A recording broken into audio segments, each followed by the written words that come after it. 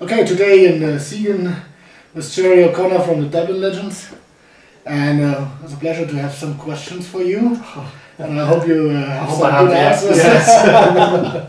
Okay, the first question is, your first contact to the Dubliners was which time? Oh, well, actually, my first contact with the Dubliners goes way back when John Siegen and Eamon Campbell came down to my village in Tipperary before I had moved to Dublin to rehearse an album with another friend of theirs, Michael Howard.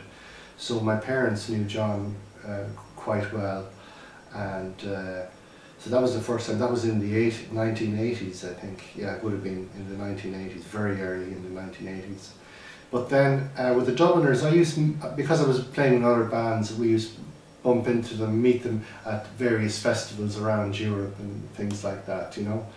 And but I think the first time where I formally became involved with the Dubliners was when Barney was ill, I think around 2004.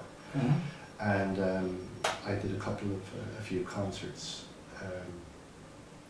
then in Austria, okay, and Germany, and you know, they seemed happy enough, and he was ill a few times and I would step in and play with them. And then of course the last time was when Barney passed away at the end of the 50-year celebrations.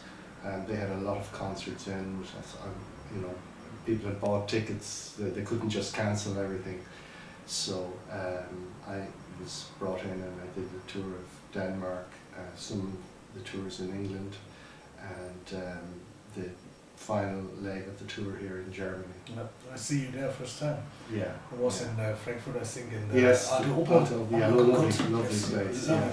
No, they were difficult concerts to do at that. They were difficult for everybody, really. You know what I mean? But looking back on it, I think we're really glad that we did them. You know, because I think so. It's sometimes, you know, if you have trouble in life, it's better to share it. Yeah. It becomes less so, and so we had a very good audience to share the sadness with. Also, I think it was in Barney's sense to do it. I think so, yeah. And funnily enough, a lot of people say that that those last 30 or 40 concerts were some of the best concerts by the Dubliners, you know, which is sad but true, I suppose, you know. So your roots, you're a very good banjo player. So your roots was always the Irish music, or you have other favorite music styles? Well, I don't know. My roots would be back in Tipperary in the Irish music. My father was a very good fiddle player. He still is. He's 90 years of age. He still plays every weekend. Nice. And he has 3 brothers. They were all fiddle players. My grandfather O'Connor and my grandmother O'Connor and my grandfather on my mother's side, Kennedy, and my grandmother, the 4 of them played music as well, Irish music, and my father was a fluent Irish speaker as well. So, but they never pushed the music onto me, you know.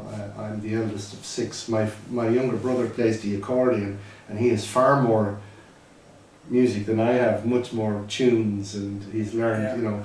But I grew up in the traditional, in a very traditional music environment. But in the 70s, you know, it wasn't everything for me. I didn't think I was going to become a professional player. I didn't start really playing it seriously until I was about 14 or 15, and I played it for a few 2 or 3 years, and then I put it aside. I wanted to be a footballer or in athletics and running. That's what I really wanted to do.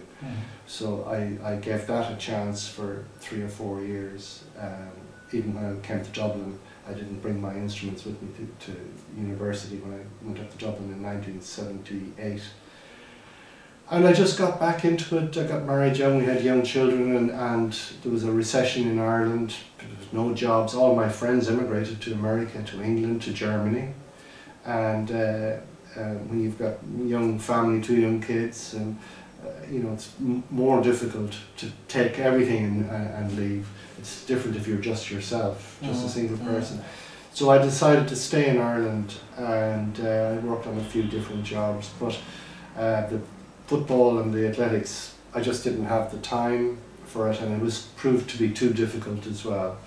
So I decided, well, what can I do? And then I started to take up the banjo again and started playing, and I got offers in different bands. One was a band called the Wild Geese, which were quite popular here in Germany in the early 80s.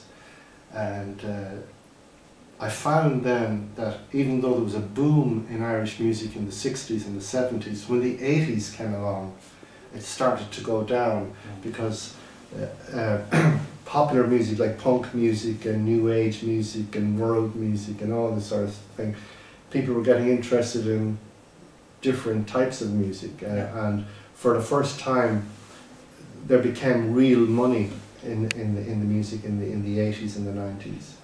So even though there was no jobs, yet people who were playing popular music were able to survive and make money. So I decided, well look, okay, the banjo is my best instrument, but I'd better start learning another instrument, because not every track and not every artist and not every band and not every type of music you can do with a banjo. It's either Irish music or bluegrass. Yeah. So I started to learn the fiddle. My father tried me out on the fiddle when I was 7 or 8, and I played it for about 6 months and then I left it there. It was too big. And so I came back to the violin, and so that was actually, funny enough, when I was in university, I remember now, I played it, I learned it in the toilet every day at the place where I was staying in Germany, in Dusseldorf. It was common then for Irish students in university to come to Germany to work for 3 or 4 months to make money to pay for the university. So I was the same. I spent 2 summers, 3 summers coming over here in the 70s, and I remember I brought a fiddle with me, and I wasn't able to play it. Also, the roots are in Germany. My roots are in Germany. My fiddle root, my violin roots are in Germany. So I remember coming into a room like this with a bit of an echo, and I was able to play, and I could hear the echo. Am I in tune? Is this note correct? And that's how I learned to play the violin, or perfect the violin in a German toilet. So then when the mid-80s came and I was ready, I just started playing every type of music, country music, Cajun music. There were bands, late night bands, playing in places in Dublin where there wouldn't be traditional music. So I started playing in dance bands, rock and roll. I was even in a punk band for a while, you know, dressing in all black leather, spiky hair, different colour every time. Putting super glue in it to keep the spikes up. And that was it, basically. You had to survive, you had to learn other types of music. You know, how does country music go? What are the runs and the riffs that you do in country music? If you only use the banjo in it, okay, there's not a tradition of 5-string banjo playing in Ireland, it's all 4-string tenor. So I had to find out a way to make the tenor sound like a 5-string, because at this stage in my 20s I wasn't going to go out and try and learn a 5-string banjo again.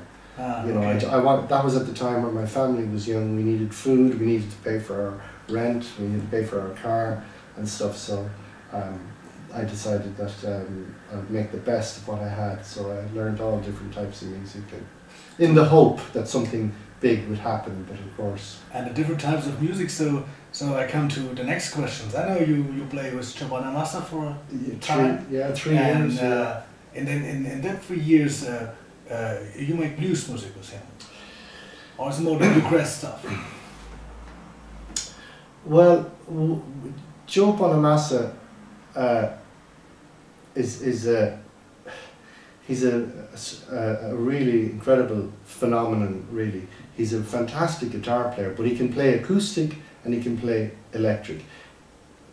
He'll tell you himself, acoustic is difficult for him because you have to make the notes. The electric is a little bit easier, but then it's so loud that you must have incredible control or everything goes terribly wrong. But his producer had an idea that Joe, he'd made all these electric, high-powered albums, and he wanted him to show him what could he do with acoustic music. And of course, when you're talking about acoustic music, it just can't come from America. It has to come from Europe as well. And his producer has Irish links, so he said, I want to get an Irish feel on some of this. So I got the call then to play some, mainly violin, mandolin and banjo on it. The song, yeah, there was a few bluesy songs, but it was, you know, it was in the modern structure of songs, you know what I mean? You couldn't just put in an Irish inflection in it. Yeah. You know, you still had to learn the scales of what the song, where the song was going, and of course they were all in strange keys that sometimes you need classical training to be able to play them, and more importantly to improvise.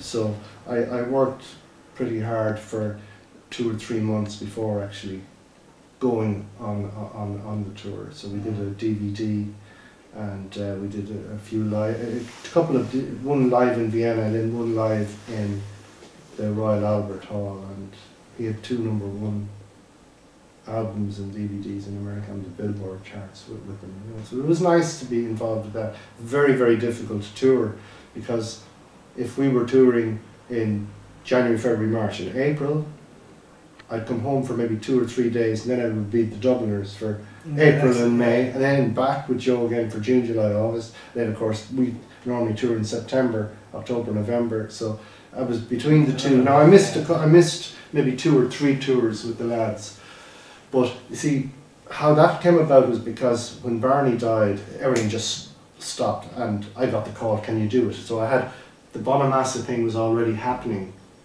a few months before that, and I had done work on it, and I'd been rehearsing with it, and I just couldn't say no. I couldn't say no and no. I tried to get the two together, and of course when Barney died and the end of the Dubliners came, the lads didn't know how long they were going to stay going. Will we do it for a year? Will we do it for 2 years? I don't know.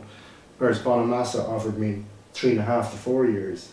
Do you see? So I had to weigh it all up. Yeah. So, but it was, you know, it was fun. But in view of the Dubliners and the change into Dublin Legends, and in view of your small family in the 80s, in the last show you have a family member with you on stage. Yes, Fiach, yeah. Everybody seems to love Fiach. I know Fiach is great. I mean, you know, when they were growing up himself, we just have 2, Fiach and Niamh. Niamh's living in Australia for the last 10 years, but they were both showed interest in music, but I didn't push them into it. But the thing is that I wasn't around. You see, when they were young, I would be going away for 3 and 4 weeks. So I had to be away touring, because there was no money in Dublin unless you want to play for 7 or 8 hours in a fucking pub for €50 or €80. I just couldn't do it.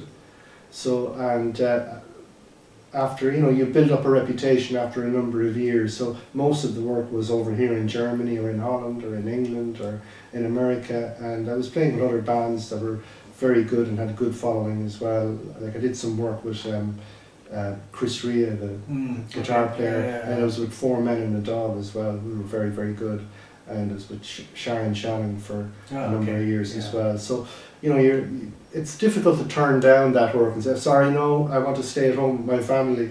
You know, it's fine to say no, but then when your family goes hungry, to say, Dad, where's all the work? Where's all the money? We need to get this, you know what I mean? So that's the life of a musician, really, you know.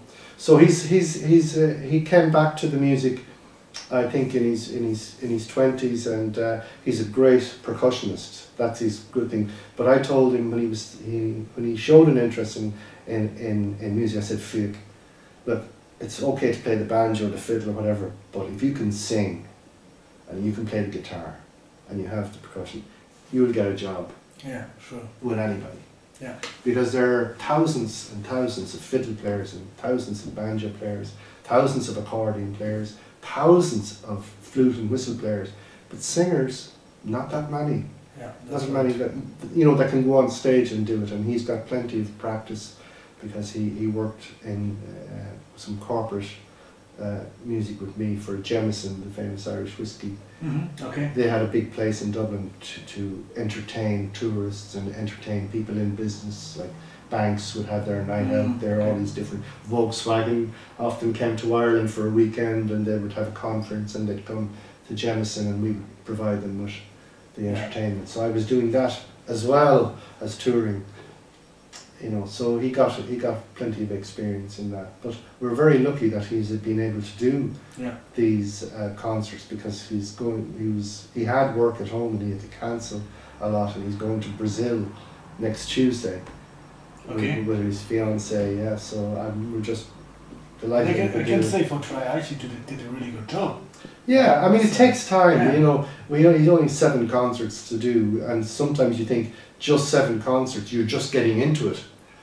You know, for the next 20, but you know, it's fine. It's fine. Oh, that's good. Okay, so I think that was our questions, and was a pleasure.